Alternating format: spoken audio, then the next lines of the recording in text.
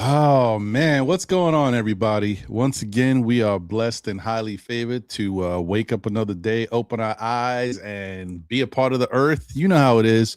Hopefully, you guys are all taking care of yourselves, getting yourselves checked, checking on your loved ones, family members, and friends. You know how we do. Appreciate all you guys and wish the best for you and everybody that you care about and that care about you. But whew, what a topsy-turvy world we live in, man. So much different stuff happening with this New York Knicks team. We go from winning games, kind of up and down, but for the most part, having a great home record and it really establishing ourselves to going into a terrible losing. I don't want to say we had a losing streak, but then it's just the combination of losses, losing 9 out of 11. And then it's like the ceiling, everything was falling down. Nobody knew what to do. Where are we going with this? And then we go on an 8-game win streak, lose a game, then win the next game, and basically win 9 out of our last 10. You can't make this stuff up. The Jekyll and Hyde Knicks strike again, the off again, on again. It's the way we move. Anyway, it's been a fun time. It's going to keep being fun. We got a new addition to the team. We're going to talk about all of this and more. Stay tuned for this SKF Weekly. We back at it, baby. Let's go. We are the New York Knicks. We are the New York Knicks. We are the New York Knicks. We are the New York Knicks. Say go New York, go New York, go. Say go New York, go New York, go. Say go New Year, new team, it's the same dream. New Knicks City unis, boy, they stay clean. I just caught mine off of Fanatics in the garden with my hands in the air, we back at it.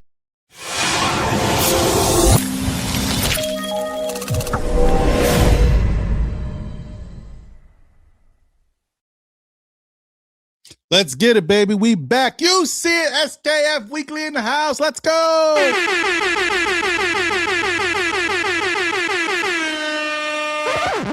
That's right. I'm your man, Ron.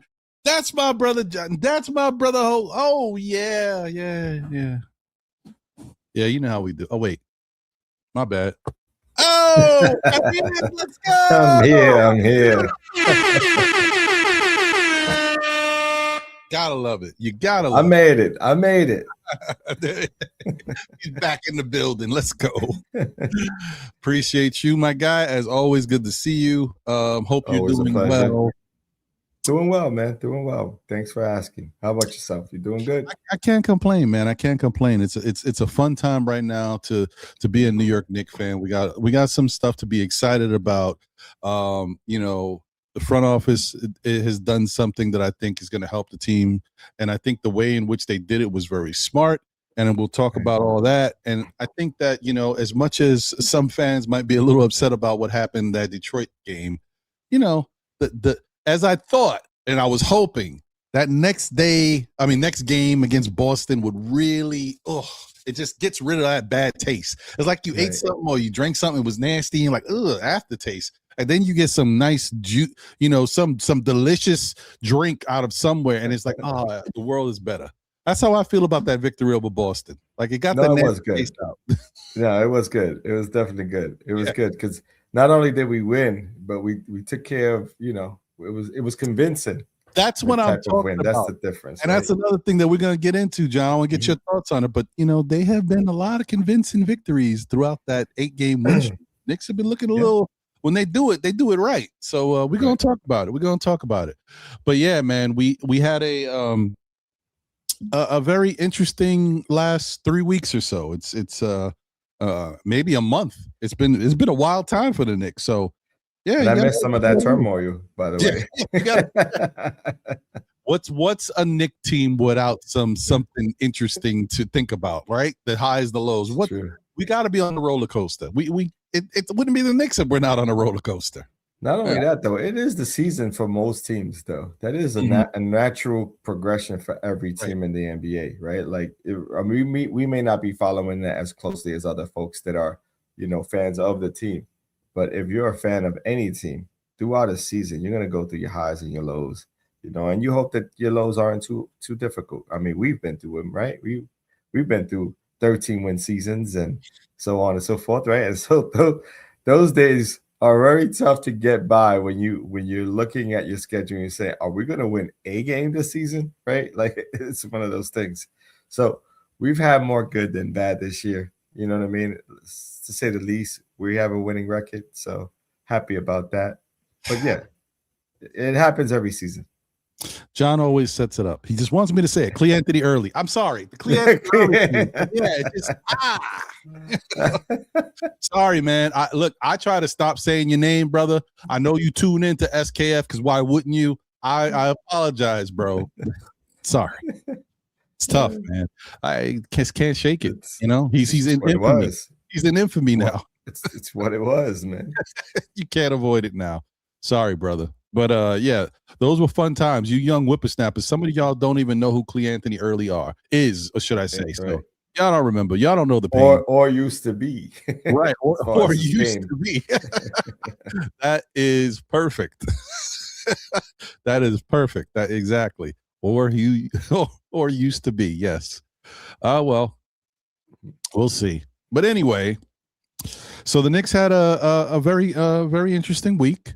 But it really was a good week. This has been a good time for the Knicks. You got one little blemish that really upset so many Knicks fans, and it's honestly interesting because, you know, I don't think that the Knicks have a rivalry with Detroit. I think Detroit has a rivalry with us, but I will say the Knicks fans' reaction to that loss kind of makes you feel like, am I right or am I wrong? Because when that loss happened, we acted like the world was over. I know it was 38 points, but I mean, oh boy. I think a part of it is that we haven't won a game against the Pistons this year. I think that's also it, you know. And not only that, it's like they didn't have Duran, even though we didn't have key players of our own playing, but you know, to see some of their key players out, some of our key players out, and we still couldn't match up head to head against them, then it's a little bit it's a bit depressing. Yeah. Say the least, right? It's like, do we actually have what it takes to contend for a championship? And that's still kind of up in the air, right? Like, if we want to be real with ourselves, we haven't won anything yet with this particular team. And so, you know, we kind of are in a wait and see, and we hope that the regular season, we see battles of a contender. We see, you know, what we've been seeing lately, these last stretch of games, you know, we've been seeing some good basketball. We've seen much better defense, I would say that, to get to these, you know, 9 out of 10 wins. And yeah, some would say most of them were against teams that are under 500 or not so good, but you got to take them where you can get them, right? Like, you know, I always say, let's get fat when you got to get fat, right? Because you know what that looks like during the, you know, the end of the season. It's always like, where do you land? Are you going to land in first place? Are you going to land, you know, with the third seed, and who are you up against, right? It all counts, especially when you're going into the playoffs. You know, home court advantages shouldn't be taken lightly, especially, you know, us being Knicks fans. We really we travel with a lot of noise and a lot of fans. So, you know, wherever we go, we want to be able to like have a voice there and have some positioning. So we can make a difference. So see. Yeah, no, I agree. That's very true. That's very true. That's what it is. That's what we're dealing with. It's a wild time, but it's a fun time. And I wouldn't trade it for anything, man. I like the days that you mentioned earlier that we had to go through as Knicks fans. This is like, you know, you can't even like, this is incredible compared to comparison. It's not even, don't take me back there. I love it here. I'll tell you.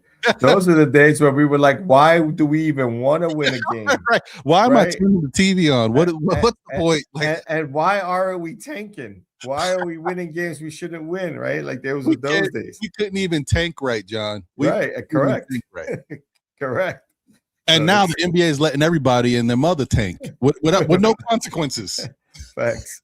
And choosing where they want to go with no consequences either. You know, you see our boy. It's great. You know, it's great. Yeah, it's stuff.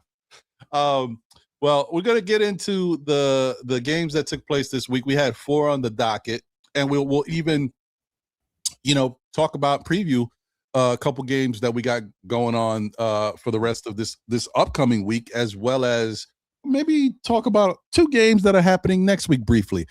So we're going to get into that. But real quick, before we move on, just want to say shout out to the chat. Thank you guys for tuning in as always on a super jam-packed day for Knick content. This Monday has been, oh man, it's been crazy. Shout out to Dexter Henry of the New York Post. I was on, had a great interview with him as always, great conversation. So if you guys haven't checked out New York Got Game on the New York Post YouTube channel, please do. It was a real fun time as always. Shout out to Cowboys in the building. Says, what up, Ron? What up, Takal? She's off today. Let's go. Appreciate you. Craig is in the building. What up? Tatum is coming back before the playoffs. Guys, should we be concerned? Okay. You know what? I'm going to start that. We'll talk about it. Walter Blackman is in the building. Salute. What up, Walter? Thank you for being a member of the SKF Army as always. A good evening, Ron and John. Great win for our team. Salute. Darlene Bryant's in the building. Let's go, Darlene. Salute to you. Good to see you. Randu's in the building. Salute. Member of the SKF Army. What up? We also got Travel Vibes in the building. Peace, Ron. Peace, John. Salute, chat. What up, Travel? Okay. Bagger Jones is here. What up, Bagger? Says Knicks management and coaches need to talk with Bridges to take a few games off to reset. No one will ever catch AC Green. Most games played consecutively. Little break or not playing can help him. Not for nothing. I think you'd have to go down like he'd be dragging you, fighting, kicking and screaming if you think he's gonna stop this streak. He ain't stopping. Yeah, I mean he has like the Joe DiMaggio streak going, right? Like, yeah, I mean most it's true. I don't think anybody's gonna catch AC Green. That's nuts. But yeah, it's a lot. AC Green's. I don't even. How many seasons? 14. It was nuts. I don't even know how many. I don't know. It was nuts. That's it's crazy. Although you never know. But in today's NBA, I just find it hard to believe that it's going to be able to go that far. But we'll see. Shout out to Geraldine McIver in the building. Let's go. The first lady of Still Knick fans and the Knicks community. Salute. Good to see you. Hey, the original Don Dada in the building. Our guy. Our give us hell on the basketball court. Mr. Foot himself. Mr. I think for myself. Shout out to you, Peace, Ron and John in the building. Salute, brother. Dwayne Dennis is here. Salute, my guy. Say, what a wasted draft pick. A front office low. Who was head of basketball operations at that time? Oh boy, Clee Anthony early days was rough. It is what it is. Listen, when he first started playing, he looked like he had a little something. Then he went to the nightclub, he shot himself. It got wild. Who was our point guard? Was it Douglas? I think it was Tony Douglas, right? And then we got Raymond Felton. Was it directly after that, right? I think so. Okay. But no, that's my mistake. Clee Anthony didn't shoot himself. Let me not put that on. Plaxico shot himself. Clee Anthony early got robbed. So there's a difference. He got stabbed. This is bad stuff. YouTube probably hates this, but it's real. This is what happened. Anyway. You got a good memory, man. I don't know. Yeah, man. I got those days was wild. Shout out to HRM the Great. Good evening. What up, HRM? Good to see you as always.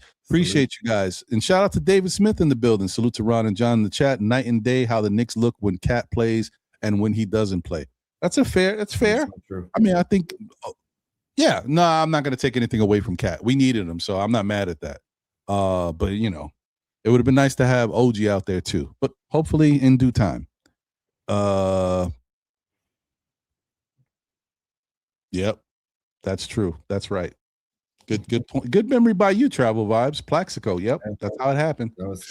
All right. Well, those were the days, man. Listen, I'm telling you, you young whippersnappers just don't know. Today's sports is boring compared to what we went through. We seen a lot of stuff, man. Well, let me share this with you guys. So the first game on the docket that we had was the Knicks versus the Washington Wizards. And the Knicks wound up winning this one 132-101 in blowout fashion. Very nice. Can't be mad at it. It was good to see the Knicks, taking care of business, as John would say. Got to eat your food, got to get fat. You know what I mean? That's right. It's a cold winter. You got to get fat. In this game, hibernation. What was interesting about this game again? Was it this one? No, it's not this one, but we'll talk about it. This one, Josh Hart finished with 4 points, 7 rebounds, 7 assists. OG Anunoby had 19, 4, and 2, 1 steal, 1 block. Karl Anthony Towns had 19, 15 rebounds, 3 assists, 2 steals. Mikal Bridges had 23, 4 rebounds, 5 assists, 2 blocks. Jalen Brunson finished with 21, 4 assists, and 2 steals. And then you had complimentary players. Like, this is probably like the best of both worlds here, when you get like 14 from Landry Shamet, 12 and 9 from Ariel Hukporty. Very nice. Very nice. Yeah. Jordan Clarkson adds 12. Hey, listen, I get on Jordan Clarkson for not being consistent, but on a night like this, when he adds 12 to the mix of what everything else you got, that's a winning formula right there. We'll take it. And 34 assists for the game as a team. Yep. Good stuff. Yeah, I think he got a cheap one at the end, Clarkson. He might have, yeah. 34 assists to 9 turnovers for the Knicks. I mean, that's the way to do it, bro. That is the way to do it. Well, what was your thoughts on the Knicks versus the Wizards, man? I mean, as expected, you know what I mean? I didn't foresee us having any trouble with the Washington Wizards.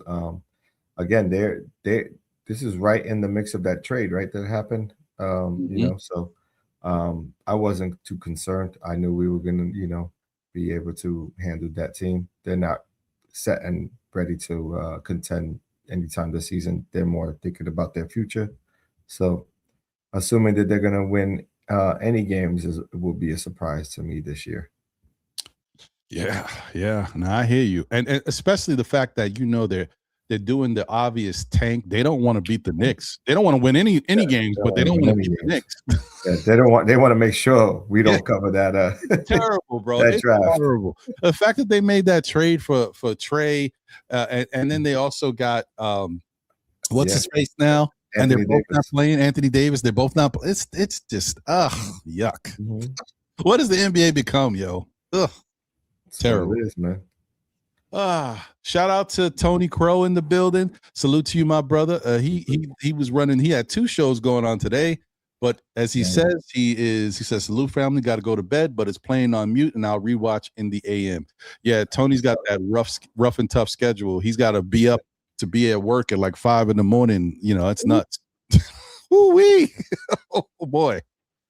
Shout out to you, Tony. Appreciate you. And hopefully we'll get to see Tony this Saturday. Guys, I don't know if y'all know this, guys and girls, but every year we try to do something a little special. This Saturday is the All-Star Edition, Still Knick Fans All-Star Edition. So that usually means it'll be, hopefully, if everybody can commit, because I know Saturday is also Valentine's Day, so hopefully I can get everybody early, and then they can go have their fun with their significant others or whatever.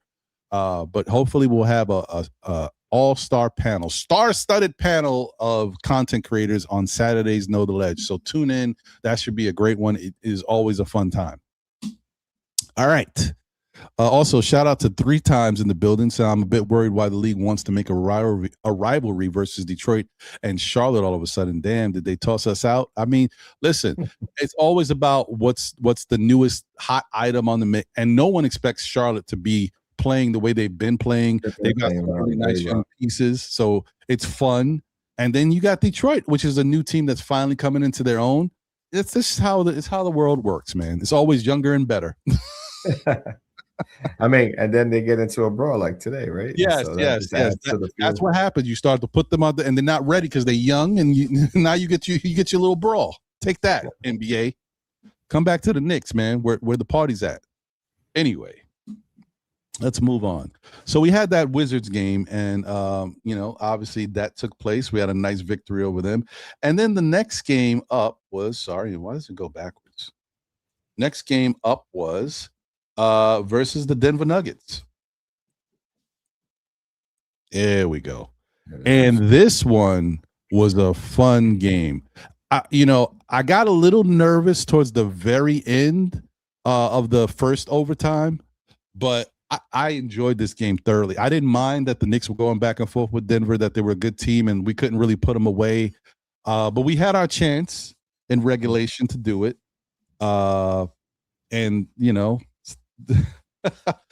Was it the regulation that it happened, or was it the first overtime that Mikal Bridges did the bad foul? I think it was the end of regulation. End of regulation, yeah. Yeah. That's just a terrible foul, man. That was a horrible moment. But I'm not so bad. It was my wife. Oh, I'll tell you, my wife was watching, and she's not like an avid watcher, so she was just peeking, and she was like, "Why would he do that? That was the dumbest thing I've ever seen." And she doesn't really watch like that, and she was like, "If they lose, he's to blame." I was like, "Whoa!" It's like she was really going in on him. I was like, "That's funny." Hey, it's true. If they would have lost, everybody would have pointed to that Mikal Bridges. Yeah, he would have been feeling that one. Oh, but then he came back and hit a nice three.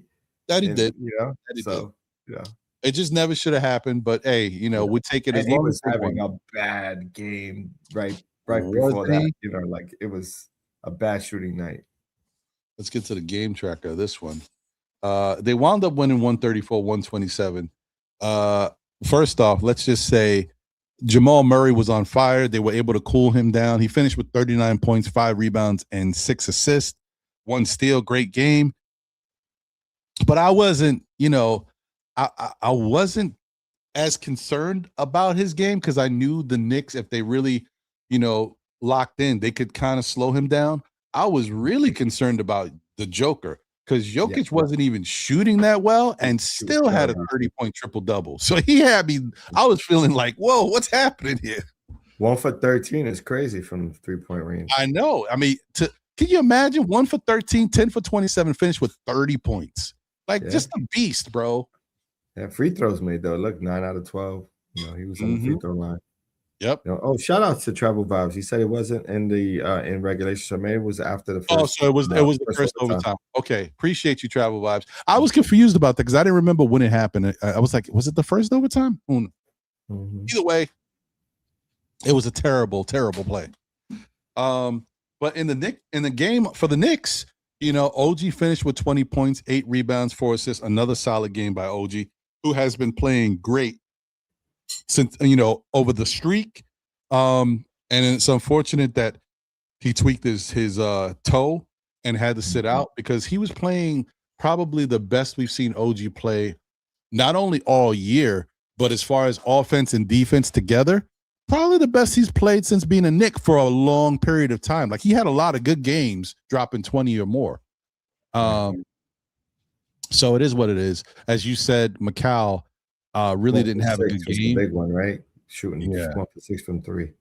Yeah, because he didn't really shoot much. It says 2 for 8. I'm saying it's surprising. I thought he shot more, but that's I mean, he finished with 5 points, 4 rebounds, 4 assists, 1 steal, 1 block, but he just struggled all night. And it culminated into that one play. Karl Anthony Towns had a good game, 24 points, 12 rebounds, 1 assist. And a bunch of silly fouls. But I'm giving him a little bail because most of the fouls happen in the fourth quarter, which is terrible. No doubt, but at least he tried for most of the game. He was trying to stay out of foul trouble, but in the fourth, it just got crazy. And then Jalen Brunson, I mean, look at 42 points, 9 assists, 8 rebounds, 2 steals. Like incredible performance, bro. Incredible. Yeah, we got some good support too. Jordan Clarkson. Jordan Clarkson finished with 11. Landry Shamet once again, 16. Really good game. And Mitch Robinson as well. Mitch had 10. What? Yeah, 10, and that real nasty crossover dribble dunk. Yeah, Jokic. Yes. Yeah. And the defense that he played on Jokic played exceptional that entire night, especially at the end of the game. So. Actually, shout out to him and to Karl Anthony Towns, who were both playing good. I mean, Mitch was playing phenomenal, but Cat was playing some good defense too until he started until the fourth quarter when things got a little dicey with the foul trouble. But he was doing a good job for the most part. So I give him credit. I give him credit. Some moments. So I mean that's basically what took place. And then it set everything up for us to go to the next game versus Detroit, where things got a little upsetting. Why is it not? Do I have to clear? There we go. That's why. It won't do it. It just okay. We'll Yeah, try it you this know, way. you have to All jump right. out I of mean, I it. guess you gotta click. It won't. It just won't go back. Then we had the game against Detroit. Now, I don't know how many people knew this was going to happen. I personally did not know that not only, we were going to be without Deuce. I did not know that we weren't going to have Cat and OG. I found out last minute. I turned on the game. I was like, what? What's happening here? I was like, oh no, this is a long night. And I did know, obviously, that Detroit was going to be without Duran. But I don't know how you feel, John. I feel like this year's team is a little different from previous year's teams. I feel like when we don't have our guys, big core pieces, we're in trouble. And if we're missing two, forget it. Right. I mean, especially when Hart is just coming back from injury too. Right. It doesn't make it any better. Right. But when you think about it, you got a banged up Hart, you got no OG, no Cat, no Deuce. And then Jalen Brunson from the opening tip did not have his shot going. Wide open shots he was missing. That's a recipe for disaster. I'm like, if I looked at this on paper, I'm like, we're going to get blown out. And unfortunately, we did. We did. So, terrible, man. Terrible. Detroit wound up beating us by 38 points, 118-80. One of the low, this has got to be the lowest scoring total that the Knicks have had all season. I think so. Yeah.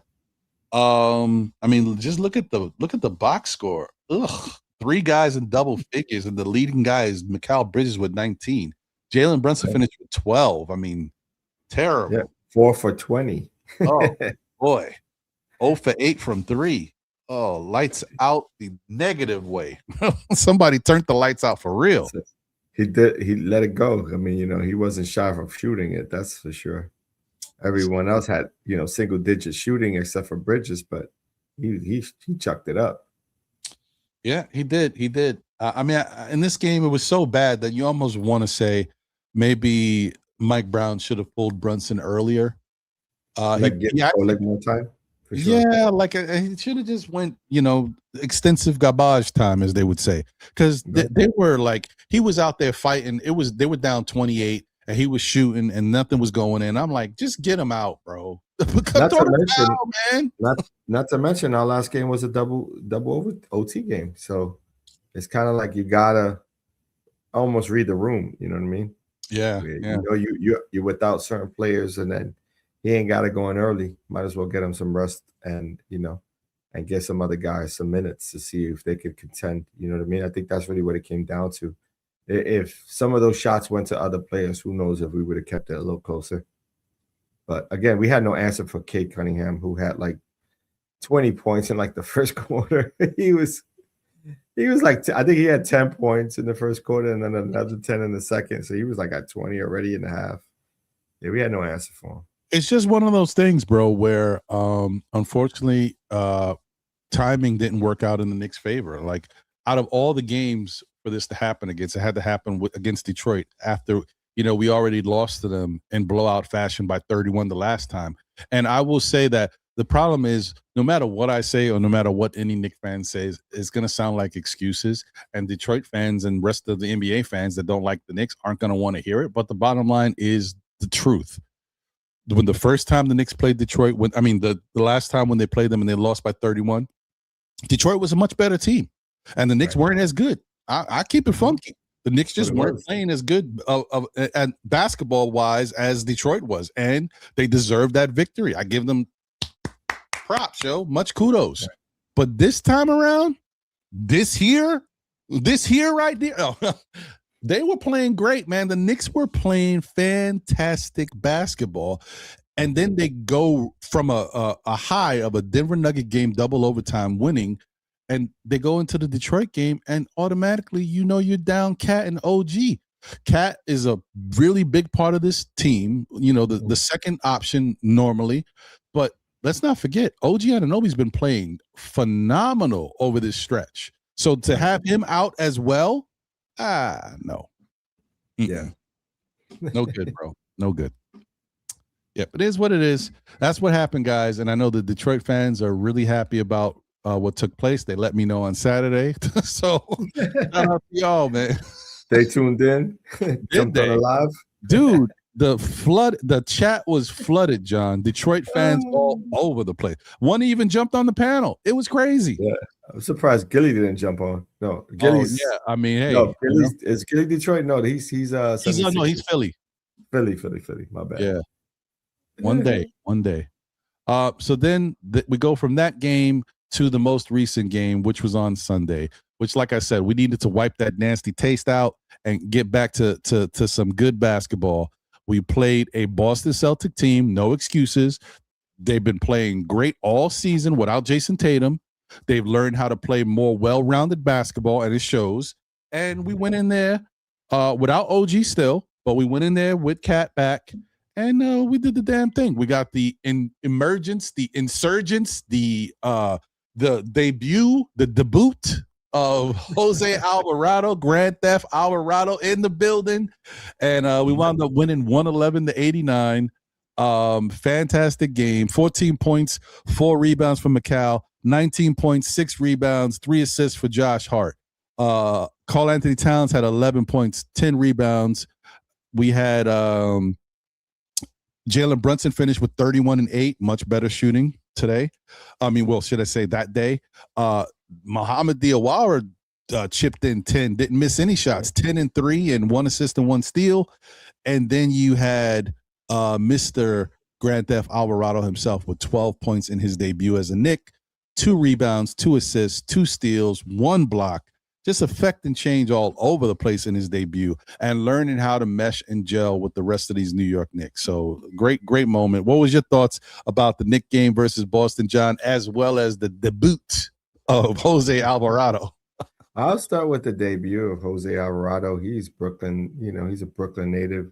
Williamsburg in the house. Let's go. Someone who grew up around our neighborhood, you know what I mean? And his dad actually played with us when he was, and when we were playing at that time, with the Williamsburg Flames, and I think he played for the church. But it was interesting to see, young Alvarado play, and he did really well.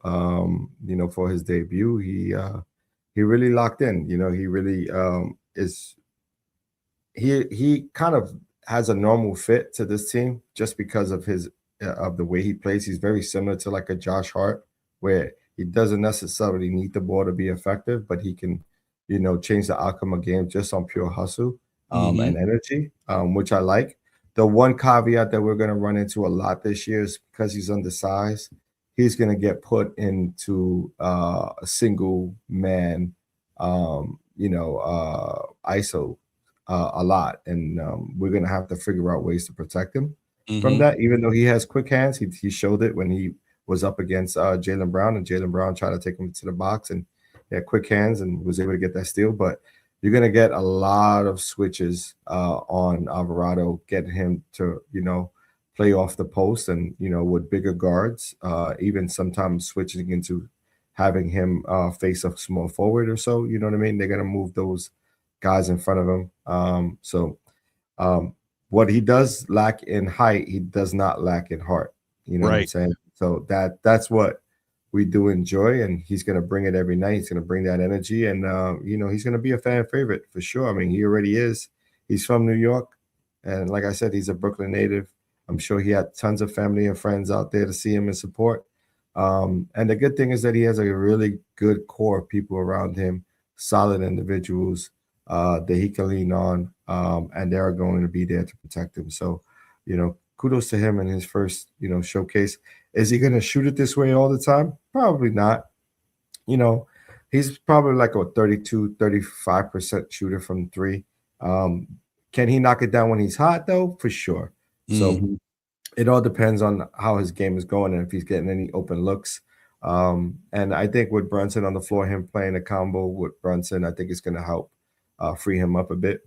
It would be interesting to see what it looks like when he's playing, and Brunson's not on the floor. I think there were moments there that he played with, and he had a nice, drive to the lane. It looked like he was going to give it up to Mitchell Robinson, but didn't. He kept it. But he's got game. He can finish from the inside, and he's a pretty decent shooter from the outside. So we're going to see a lot of fun times with Alvarado coming off the bench. Unfortunately, this means Kolek isn't going to see it as many minutes. You know what I mean? And he's been impressive over the last, 9 victories. I would say maybe 7 or 8 of those victories. He's been impressive coming off the bench. But, this is the way the NBA works, right? You make a trade, you got to, fill your needs. As far as the game goes, I love the way we played as a team. I think we did a great job of, playing solid defense on Brown and making sure we didn't let White get open shots. We rebounded the ball pretty well, and we were on it offensively. We really had a good game, all across the board, right? I mean, Bridges did well. Cat shot it well. I think overall, I think as a team we did well. So, love the win, especially a bounce back win from that loss. So it made the weekend much better, right? It made that week much better. So. I agree. I mean, that's the way you want to do it after a tough loss against a really good team. You want to go out there and be able to atone for that right away against another good team. And the Knicks, fortunately enough, the schedule makers, shout out to y'all, but they allowed them to have an opportunity to do that. Right. So. Right.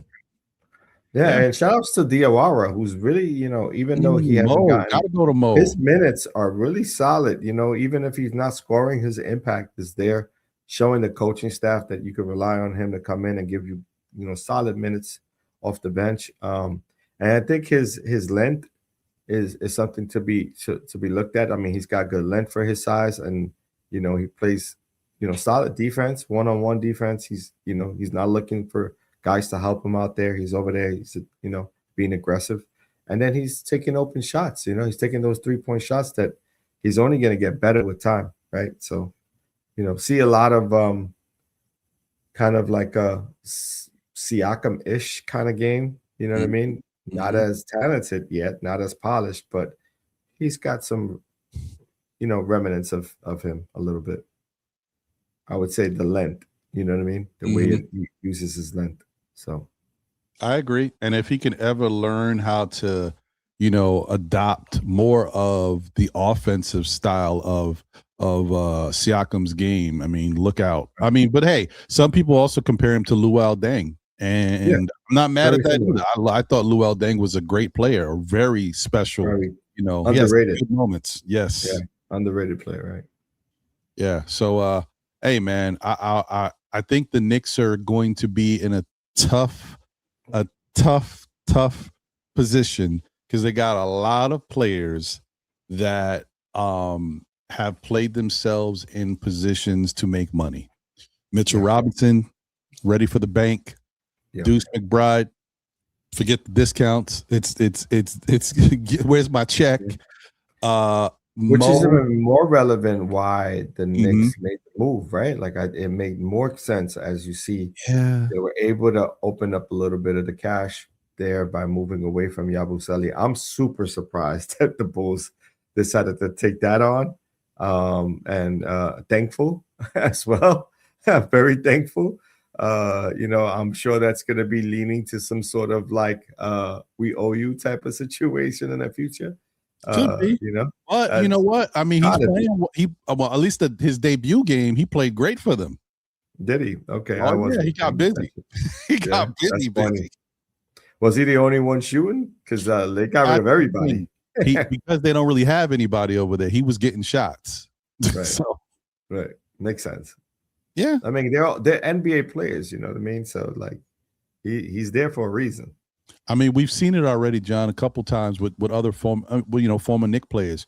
You send them to a situation where they become not the number 4 or the number 3 option, but they become the number 2 or the number 1 option. I mean, hey, these guys can play. Give them that opportunity. They're going to do something with it. Right. Quentin Grimes, a la. Yeah. So, yeah, man. Good times. Can't be mad. It is what it is. He's in a better situation for him. So shout out to Gershon Yabusele, who I will say, even throughout the time of, not producing for us, he was very professional. Facts. Yeah, I mean, when Mo was out there, 2 games right before he got traded, Mo did a move or something in the game, and Gershon was losing it. He was going crazy. I was like, you know what? That's a good look, man. Good for this guy's. He's a good dude. So it is what it is, man. But now that we know that there's only 2 games left on the schedule right before All-Star weekend, the next 2 games that we gotta see what happens are the Indiana Pacers on Tuesday, which is tomorrow, and then Wednesday they have a back-to-back against the Philadelphia 76ers. How do you feel about those 2 games, John? Well, I think they're going to be crucial to the way we, finish out this first half of the season. It would be nice to go and get these 2 wins before the break and show that, we are in fact a top tier team, and we are in fact, a team that's looking to, finish out strong this season. I think it starts with kind of a statement win, I would say. We want to make a statement win against the Pacers. Even though it's not the same Pacer team, but with all that said, they're still in contention, right?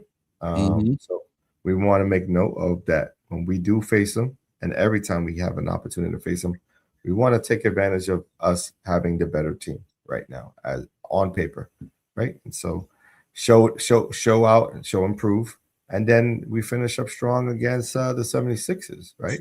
Because they themselves are running through their own situation with Paul George now being suspended, and the injuries that they run across. Everyone knows Embiid isn't 100%; he's dealing, but they do have some talent. And again, it's VJ Hedgecomb, right? VJ Hedgecomb, yep, super talented. So looking to slow him down.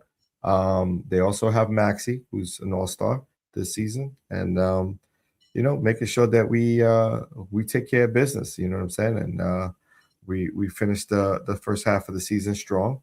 And then moving into the second half of the season, seeing what we do coming off of the break. Sounds good to me. I like it.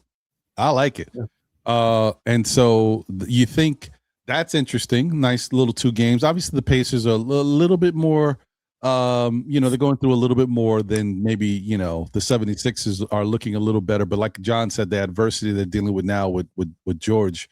But right after that All-Star break, Knicks get a little rest, well-needed, well-deserved rest, because honestly, this Knicks team, there's a lot of teams in the NBA that need this rest, but I think the teams that really participated in the NBA Cup need it the most, the Knicks being one of them. So this is going to be a really good time for the players to get a little bit of rest, get a little bit more rejuvenated, and for guys with the nagging injuries like OG Anunoby, hopefully this will do them well so that they can come back healthy right after the break. But right after the break, it doesn't get easy, because the first game after the break is versus the Detroit Pistons again. So yeah, this time though, it's not going to be in Detroit. It's going to be at the Garden, and so hopefully not only will we get that home cooking, but hopefully we have all the sum of our parts. We won't have Deuce, obviously, but at least if we can have OG back, along with Cat, along with a healthy Josh Hart and the rest of the guys, I think then we'll start to see what's really cooking. Then you know, I mean, barring any like unforeseen, untalked about injury to OG, I would assume he's playing that game. I mean, we're gonna be a couple of days off during the All-Star break. He ain't playing, and he will have his time away. So, all that said, he should be back for that game. It's a Thursday night game. It's an important game in the schedule too, because we've lost 2 against the Pistons already, and this will be, we really need a get back game. You know what I'm saying? And then the Pistons, of course, with everything that happened today, they're going to be without Duren and maybe a couple of other players, depending on, who stepped out of their bench, right? Like, there's going to be some suspensions, especially if you ran out into the court. So, yeah, so that's going to be interesting to see what the league does with that. I don't.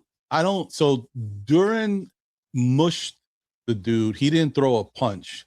So because of that, I think they'll give him the slap on the wrist that they would. I think they'll give him a 2-game suspension. I could be wrong, but I think that's what they'll do. So, and that's not really going to affect them too much. They'll have the 2-game suspension. They'll have the All-Star break, and he'll come back and be ready to play versus the Knicks. That's what I think is going to happen. We'll see. I don't want them to be without anyone. I want to win a series against them fully loaded, so we know I what we're agree. up against. I agree. Head to head, outside of Deuce, everyone else should be available. Yeah, that's what I want to see too, John. I want them at their best, and I want the Knicks to be as good as we can be, because, like I said, we were playing really good basketball, and so it's a shame to not see us in our best element going up against the best team in the East. So we'll see. And then right after Detroit, then we get, not only what has been a matchup problem for the Knicks, but a young athletic team in the Houston Rockets. Right. So that's another one, bro. Yeah, that one could go either way. Again, like it's a team that we haven't seen much of. You know what I mean? I mean, head to head, did we play them yet? I don't know if we did. No, we haven't played the Rockets yet. Yeah, so that's one of those tough 50-50 games. They haven't seen us, we haven't seen them. They're a solid team, you know what I mean? But we can also be as dangerous, as they can be offensively. So, it all depends on what kind of game we come into that series with, or that game with. Mhm. Let me see. Are those is there any break in between Thursday and we got a day off and then we go back into it on Saturday. So I think we'll be rested, ready to go. So Yeah. not too concerned. It's gonna be a close fought game. But I think the Knicks can pull it out. I think we're capable. Although they are kind of setting them up a little bit just because of how things work, like a trap game, because you do play Detroit, you get that day off, you go to play Houston, then you got a back-to-back after a tough Houston game, which I assume it'll be tough. Then you get the Bulls. And the Bulls are a sneaky team. Yeah, well, without everyone, you know what I mean? That's the trap game, right? So That's the I trap think game. That's what I mean. Like, you never know. yeah. You Yeah. never know. You play down sometimes to your opponent too. Right. But I mean, listen, if they continue to play, if it's in any indication going forward that this Knick team is going to be playing like they played throughout that 8-game win streak, then it won't be a trap game. They're just going to put their foot on Bull's neck, and it was not going to be a problem. Because that's what I wanted to ask you about. The 8-game win streak, were you surprised at all by the level of dominance that they played throughout this streak? I would say yes and no. I want to say, when's the last time you seen the Knicks win comfortably over good teams, but smoke the bad teams? That's what I mean. Yes and no, right? Like that like the part of me was like, yeah, we should be winning these games. And the other half was like, okay, you're doing it convincingly. You're not just like winning games, you're doing it convincingly. So it's kind of like it's kind of like you sit back, is this real or is it fool's gold? You know what I'm saying? Like, is this a true reflection of what this team can be or is, or is it smoke and mirrors? You know what I mean? Are those teams that bad that where, once we put a little bit of, we jump into a little lead that they really just can't get back from? You know what I'm saying? And so it's hard to tell. You know what I mean? I do would like to say that during that win streak, Cat has played a lot better defensively. Cat has also gotten away from being worried about how many touches he has. You know what I mean? And really, has bared down into sort of team offense. And also Mikal Bridges has taken his accountability for this season. You know what I mean? And I think that helped shape that win streak as well. So, and kudos to him. He's not going to have it every night, but at the very least, he's going to come out and he's going to compete, and, he's going to keep holding himself accountable for the way he plays. I'm talking about Bridges. Yeah, no, I agree with you on that. That's a a really good look. It's a good thing to see them doing that, and hopefully they can continue going forward. We'll see. Time will tell, bro. Because listen, man, the one thing you never know is exactly what's going to happen with this Knick team. As soon as you think you got them figured out, something else happens. So, we'll see going forward. I hope for the best. Let me see. I start a couple of these questions that people had earlier. Just wanted to get to them real quick. First off, Craig says Tatum is coming back before the playoffs, guys. Should we be concerned? All right. Let me see here. Let me move this. What do you think, John? I would have to say there is some concern.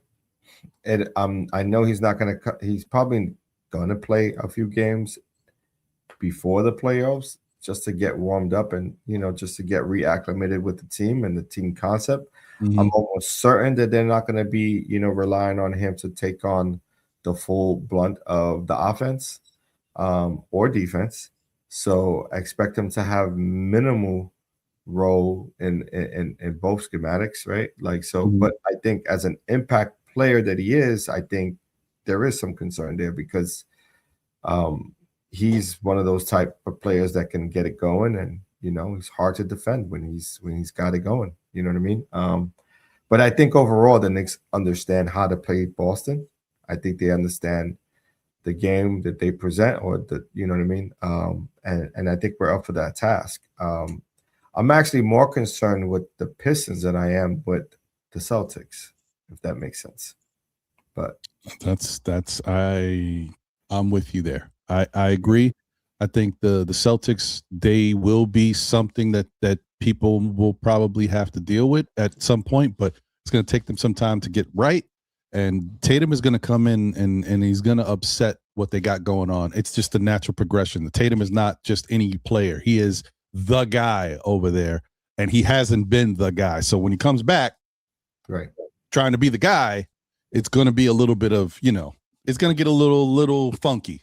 So we'll see. That's what I don't think that he would right away be the focal point of the offense. I think they're still going to run through Jaylen Brown, and so he will play the backup to Jaylen Brown until he gets it going again. You know what I mean? But at any minute, those guys can kind of put the switch on if everything's working properly. You know what I mean? And that's the fear. It's like if he gets going and he gets cooking, he could easily throw up a 30 ball on you, and then you're in for a long night. Yeah, very true. Real quick, I just want to shout out a couple more people that jumped in. Shout out to Rasul Thomas in the building. What up, Rasul? Good to see you. Shout out to Crim's dad in the building. What up, Crim's dad? Salute. Thank you for being a member of the SKF Army. And shout out to you. He says first overtime, forced the second. So that's when the Macau thing happened. Shout out to Matthew Hurley in the building. Appreciate you, Matthew. Good to see you. You said he definitely watched that in the first overtime. Let me see. I think that Chris Gotti's in the building. What up, Chris? Good to see you, my guy. I think that's pretty much everybody. I mean, because there's a lot of chat between a lot of the guys that's already in here. Salute to Kerry Cox in the building. What up, Kerry? Good to see you, my guy. Appreciate you. Always a pleasure, my guy. Okay. All right. All right. Yeah. Okay, guys. So just want to get back to a couple of your questions real quick. Nick Yak's in the building. What up, Nick Yak? Not afraid of the Celtics team we just played. Well, listen, anything can happen. Things go up and down. Oh, Double A's in the building. Salute, my guy. Salute, Ron and John. Love the Jose trade. However, just disappointed we didn't address an issue that hurts us against teams like Pistons, big physical teams with size and defense and inside threat. Well, the good thing is there's still a chance that they might be able to address it with the buyout market. They were able to finagle that Alvarado deal that saved them a little bread. Even though they sent money, they were able to actually get money that came off because of Yabusele. And so they actually have a little over $1 million to play with for the buyout market. So that allows them to possibly get somebody that could help the team. And it's always a good thing. It could always work out because you might be able to get somebody that just comes here, says, hey, I'm going to work. This is Knicks. This is New York. There's a chance for me to stay here, after this year and get a good contract. So it can work. The only bad thing, and I'm just going to reiterate this, you're going to hear this, guys, on a lot of different shows from a lot of your content creators that you watch.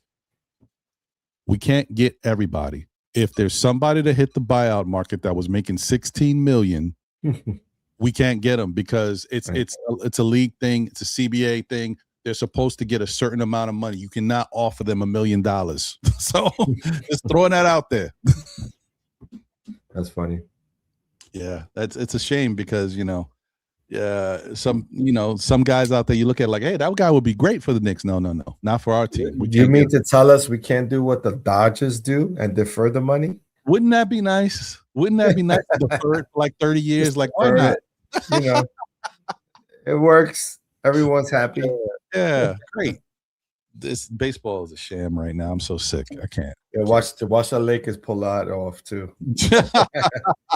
It was never done before, but the Lakers would do it. Connection is Magic Johnson. We got to watch that guy. He's the connection.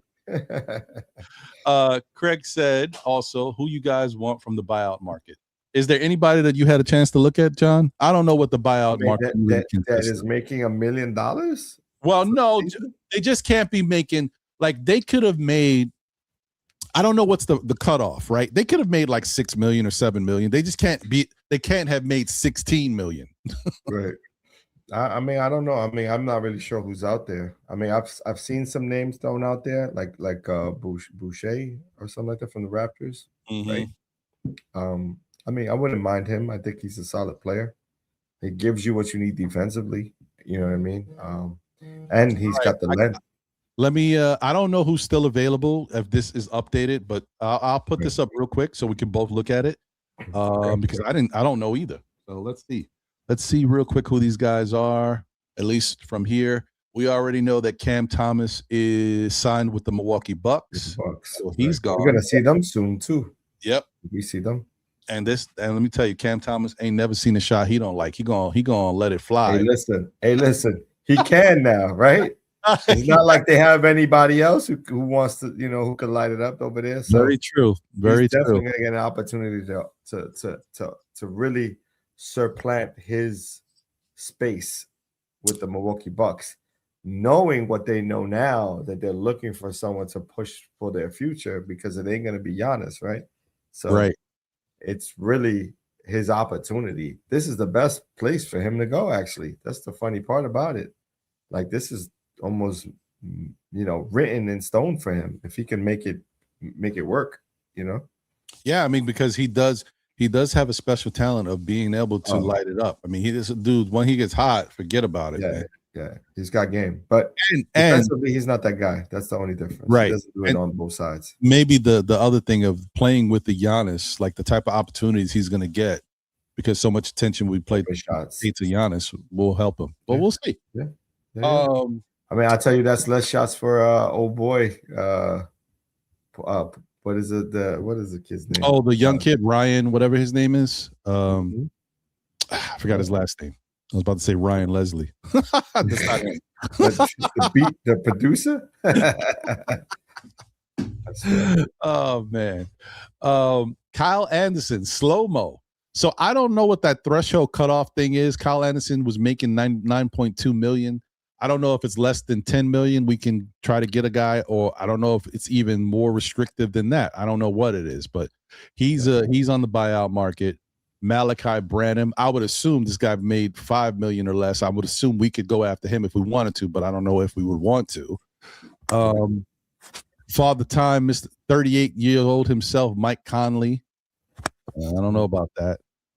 Not with Alvarado. Not with Alvarado. Pat Connaughton. I don't think that works for us. Eric Gordon, he's another one I don't think works for us. Haywood Highsmith. That's the center. Well, he's a power forward. Yeah, I mean, if there was nobody else, maybe. I don't know. Maybe. Isaac Jones. I don't even know who that is. Not gonna front. But I mean, he got waived by the Pistons, so that's saying something. DeAndre Jordan, boy, wow, that's good guy though. Good guy. Body, yeah, he's a big body. Prime. Kevin Love, another one. If you were to tell me Jordan over Hawk Porty right now, Hawk Porty doesn't have the same height and length, but is younger. Has better legs. And I will say Huck Porty is starting to get better the more he's playing. That's what I mean. Like, why would you trap him into something. No, I wouldn't take away from Huck Porty's minutes to give him to DeAndre Jordan. No, I wouldn't do that. Yeah, that made no sense. Then you got Chris Middleton, and this is an example of someone we cannot get, folks. He was making $33 million. Knicks can't get him. Georges Niang, I just don't see the point of him. The best thing he does is shoot threes. And wasn't Chris traded? Middleton? Did they buy him out? Yeah. No, I think they bought him out. Well, I mean, he was traded, but then I think Dallas bought him out. Okay, they bought him out and waived him. Okay. Or are buying him out. Either way. That's interesting. Chris Paul at this point doesn't make sense. Maybe Mason Plumlee. I mean, he's a big, and he's a journeyman NBA guy. This one shocks me. Dario Saric. I'm not saying he's the best thing since sliced bread, but I mean, first off, I'm surprised he's this old. I didn't think he was 31. Right. I don't think he's been in the league that long. Dario. So I'm kind of surprised at this. What was his last team? The Pistons. Oh, okay. So he's also gone. But when you think about it, he doesn't really fit the Pistons style. Yeah. So I can see why he's not there. So then we see Cam Thomas, obviously. Damn, Cam Thomas would have been, I don't know if he would have been a perfect fit, but I think at least we could have got him. Only making $5 million. But then you're really not making any room for I know. And I don't think he was the greatest fit, but I do think, like, if I had a choice between Cam Thomas and Jordan Clarkson, I'd rather have Cam Thomas.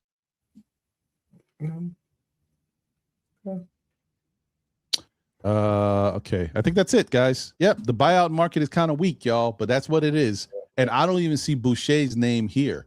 I don't know what that means. So, but his name is not there. Maybe he hasn't got bought out yet, but they're assuming he's going to get bought out. But yeah, Boucher is the only guy I could think of, John, that I would be like, I'd be cool with that. That's what I'm saying. Like, he's a guy who would fit what our needs are. For the most part, he can shoot the three. He's a good defender. He's got the length. He can run up and down the court. We don't necessarily need someone to stop gap guy. You know what I mean? Mm-hmm. We just need a guy who can run off the bench, and you know what I mean. Could be a good kind of fit alongside the Mitch. You know what I mean? Double A's like size, Ron, size. Yeah, that's why I'm just thinking, hey, unfortunately, Double A, you saw that list. It's slim picking. So at least Chris Boucher is a tweener. I think he's around 6'9", maybe he's 6'8", 6'8", 6'9". I think he's 6'9". Hold on. Chris Boucher. I think he's taller. Yeah, is he? I think so. I hope he is. I mean, I say I hope he is, like he's definitely coming here. I don't know that. He's 6'8". He's 6'8", but he got them gargantuan long arms. Yeah. He got them long arms. So yeah, I think he would be a solid fit. But I think he's we've seen him play and he's been very effective in certain moments. Haven't we seen him play center too? But Toronto's played small, but we've seen it. Yeah, we've seen it though. Yeah. It's a good shot blocker though for his size. So Matthew Hurley likes the Haywood Highsmith. It's cool. I mean, the thing about Time Lord, the Robert Williams III, is I think Boston. I saw some rumor about Boston actually wanting him back, and they were trying to possibly trade for him. So, if he gets on the buyout market, I think Boston's gonna up the pony up and bring him back in. They really liked him there. It's just the fact that he got hurt and they had it. They just couldn't deal with it no more. Double A likes, he says Saric can board and put him on the floor. So, maybe. Well, we'll see, man. We'll see. It doesn't look great. It's kind of slim pickings. Marvin Bagley III, I didn't see his name, but he's probably someone that would be on a buyout market. I feel like every year he's on one, so I wouldn't be surprised. We got two more questions real quick, and then we'll get out of here. David Smith, he said, how many games you think league will suspend the players for that fight? Well, I think I probably already answered it. I think they'll probably get the 2 because, like I said, there was no punches thrown. Even the shot that Duran did, it was a snuff. It wasn't closed fist. There was none of that. He just mushed him. So and the other guy, even though he wanted to get back to him, I don't know his name, the young guy, he didn't have a chance to throw any punches. They basically kept him away. So I think the suspension for both of them might just be two games. So we'll see. Right. And some money. Yeah. And some money. Gotta have the money. And Travel Vibe says, I heard Clarkson cursed out a fan. Is that true? I think it is true. Oh, I didn't hear it. So, but it definitely could be true. Listen, Jordan Clarkson is a player that I think is a little frustrated right now with his time with the Knicks. He's struggling. So, I mean, it could be that he did. I mean, all right. I mean, he's not happy. So, a possibility. A fan might have to be completely honest, some of us Knicks fans deserve a cursing out too. Some of us wild, man. Some of us do deserve some of that. I mean, if you're Jordan Clarkson, you came over here, you're like, man, I go from the doldrums in Utah and playing with these dudes to come to the New York Knicks, the fashion capital. I'm out here swinging, swaggy, all this stuff. I'm with my boy Josh Hart. I already like the rest of my peoples over here. They got a good vibe. And then I'm not playing well. I see my name brought up in the trade market. And then some fan says something to me. Oh, yeah, I can see it. And maybe some slick talking Knicks fans, I'll tell you. Yeah, I can see it. From like third, 4 rows above. Talking all types of shit. Yeah. And you know what? Bro. It might have been even worse, bro, because he sits on the bench a lot. Might have been somebody right behind him. That's true. It's a possibility. Close enough that he can hear him. He's like, oh, okay. Sure. All right. So yeah, I mean that's a tough one for Jordan Clarkson, man. He's I don't think his time in New York is going to be that much longer. I mean, he's here now. It is what it is, right? Because they're not going to trade him at this point. But I don't. At least he's handing it. At least he's handing it like a true New Yorker, because ain't no true New Yorker going to stay quiet. True. True. So that is true. It is what it is. Yeah. We got to see what happens, man. I mean, but right now they need him because we are down a couple players, and he is an experienced NBA player. And so Mike Brown is showing him respect, which he should.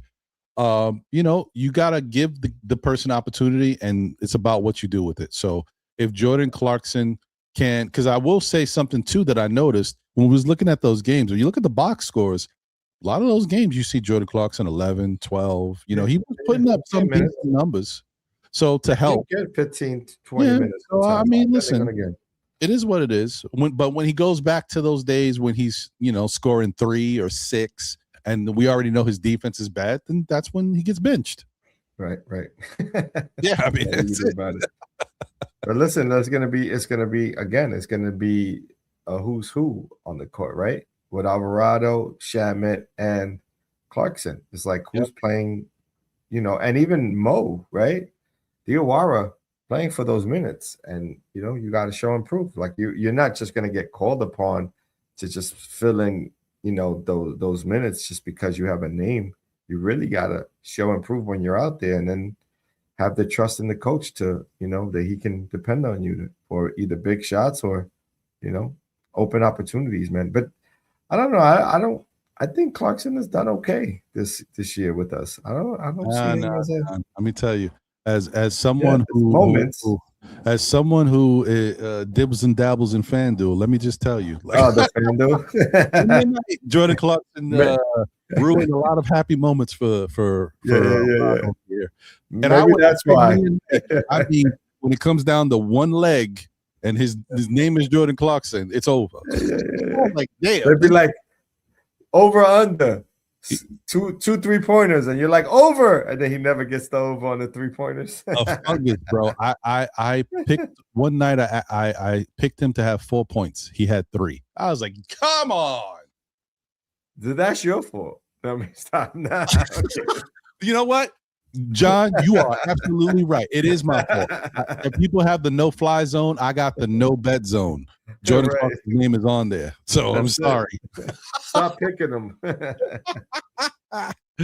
Anyway, fun times, man. Fun times. We'll see what goes on from here. We'll pay attention to the buyout market, but it is not that sexy, guys. So we'll see. I mean, I do think that for the Knicks at this point, I think the big get was Alvarado at a good time. And shout out, I think who said it?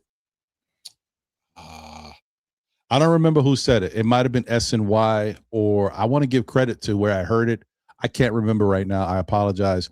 You know, my memory is trash. So someone had given Leon Rose and the front office kudos, because not only did they keep the Deuce McBride stuff under wraps so that, you know, we didn't know as fans, but our enemies and the rest of the trade market didn't know either. So they couldn't shortchange, like they couldn't use it to, you know, undercut the Knicks or to put us in a situation where we have to pay more for something. He kept it under wraps, got Alvarado, and then released the news. So shout out to Leon, man. You know, our front office is real, y'all. We want to say stuff about him, but he hasn't made any like really big bad moves. Not everything is worked out. He's had a couple hiccups, but they've done a great job. And when they looked at, there was a poll the other day that showed the past GMs for the New York Knicks, Leon Rose and company have had the best GM record in the last 20, 25 years or whatever. It went all the way back to Isaiah Thomas. So it says a lot. Yeah. But anyway, I just want to say thank you, guys, to everybody that's been here rocking with us. Shout out to the chat. Appreciate you guys for being who you are. Smash that like button if you haven't already done so. And, you know, continue to hit the subscribe button. John, your final words, my guy? Man, final words. Appreciate you all for tuning in. Appreciate you, Ron, for allowing me to come back on as often as I can. It's just been missing in action. Just busy with the family. You know how it is. And yeah, man, just looking forward to the next one, man. Stay safe, stay blessed, and stay healthy. That's all I got. There you go. There you go. Facts. Double A says, wives, moms, sisters, happy Valentine's to all y'all early. He letting y'all know. Appreciate you, Double A. Don't bother him on Saturday. He's busy. Yes. Two special ladies with a special day, fellas. 2/14 Valentine's Day. Facts. Shout out to you, Double A. So as I always say, guys, tell a friend who tells a friend who tells another friend. Still, Knick fans, we'll be back again, whether it be on Monday nights at 9 p.m. ish for SKF Weekly with myself, my brother John. Jose always holding it down, ones and twos. You know, he's always here. Or on Saturdays at 11:30 for Know the Ledge. And, you know, the shows have been great. The past couple of shows have been fantastic. But definitely don't forget to tune into this Saturday's show, the SKF All-Star Extravaganza. All of your favorite content creators in one place. You know what I mean? Well, at least that's what we're going to try to do. I'm going to try to get as many as I can, but we'll see. Let's see if they can do it. But definitely tune in. It's going to be a fun show. And like I said, for those who may be new, I apologize to my panel members that are usually pop up on Saturdays. This show is a one-off. We do it every year, once a year, where the content creators come together. We form like Voltron. So tune in for that. It should be pretty fun. Also, once again, if you haven't checked it out, check out my interview with Dexter Henry, New York Got Game, New York Post, that aired earlier today.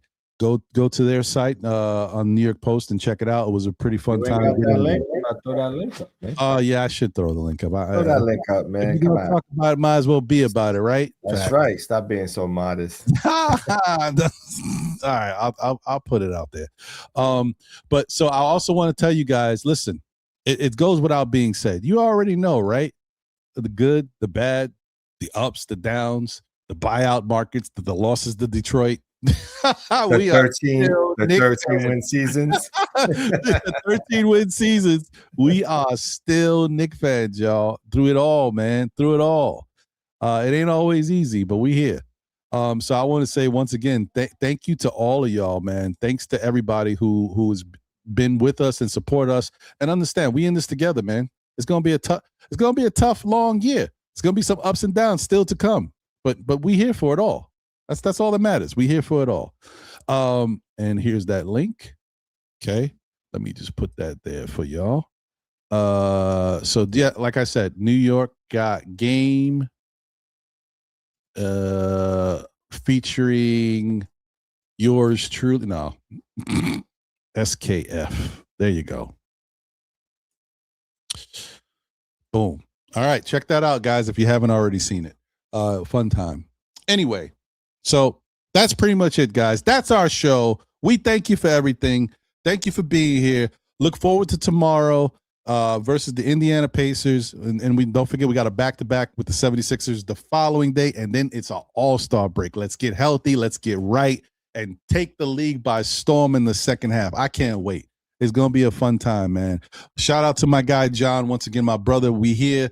The 2 for 2 for Joe. We here, baby.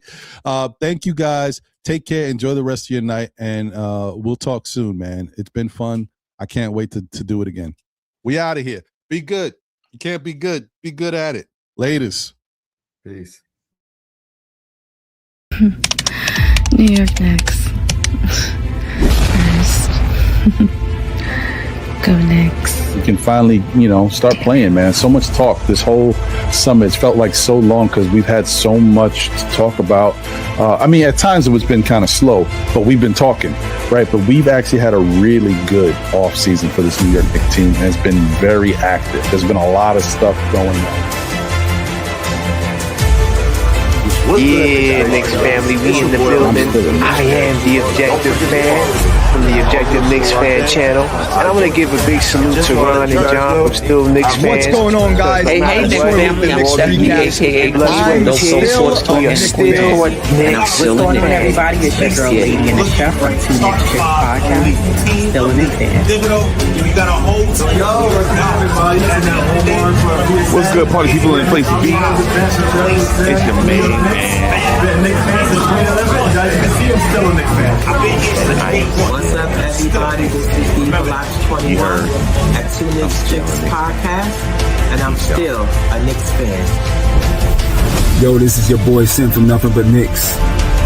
Through all the struggles, through all the heartache and pain, ladies and gentlemen, I am still a Knicks fan.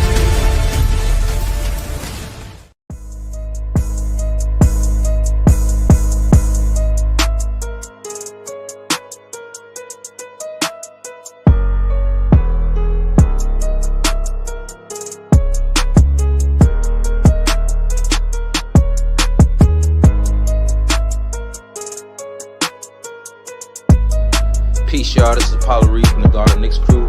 And I don't know about y'all, but I'm still a Knicks fan.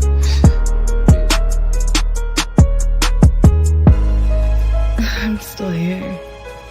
We're still here.